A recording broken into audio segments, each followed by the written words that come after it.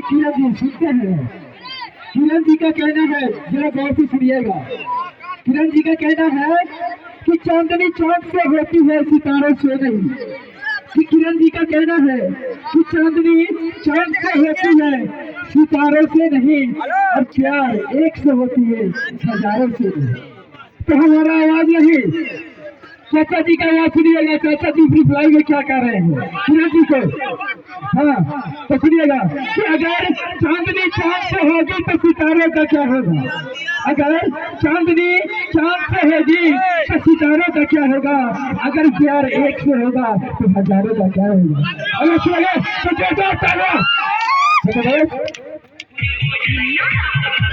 Hello hello hello काजे तोहर है लाइव छो बताइए काजे मजा आ रहा है।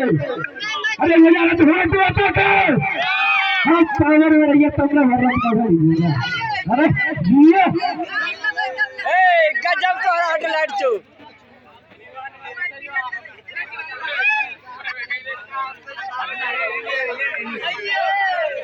सुनिए ना हो खेला के गेलू बड़ी कुछ कुछ बुझाई छ। खेला के गेलू खेला के गेलू बड़ी कुछ कुछ बुझाई छ। चोली के दीदी पूरा दिल बुझाई छ। खेला के गेलू बड़ी कुछ कुछ बुझाई छ।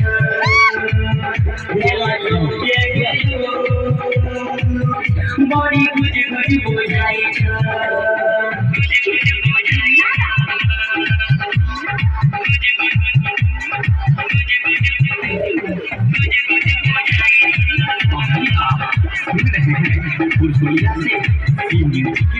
तो हसोला के खेलो जवानी के जान के करा से तू जाके करे लगी मान।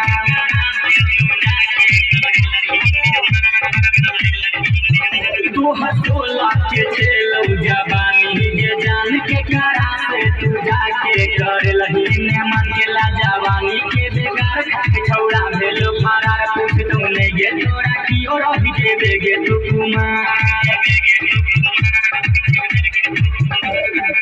पूरा जवानी मोर भागई छ। केला के गेलू बड़ी कुछ कुछ बुझाई छ। केला के गेलू बड़ी कुछ कुछ बुझाई छ।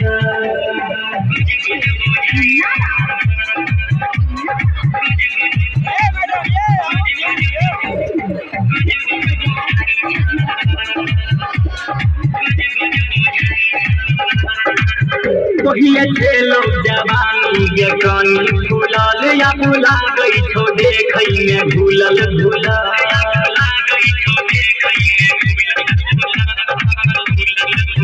पहिले खेलो जवानी के कनी फूलल या भुला गई छो देखई में भूलल भूलल। हाथ पीट जो सब छोड़ा कहन के ललको के तोरा हमरा त लाग्या 1 2 3 10 गो गेल को के तोरा।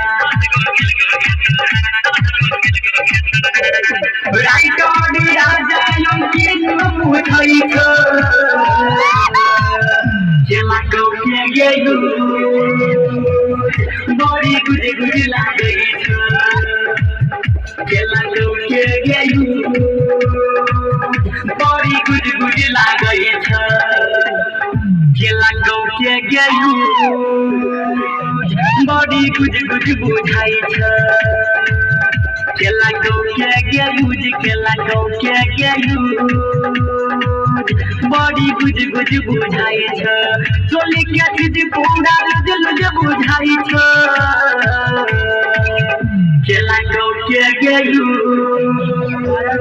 बड़ी हो जाइए। केला के गेलू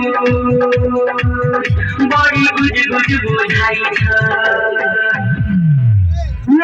आप लोग बाजा के पास से साइड हो जाइए।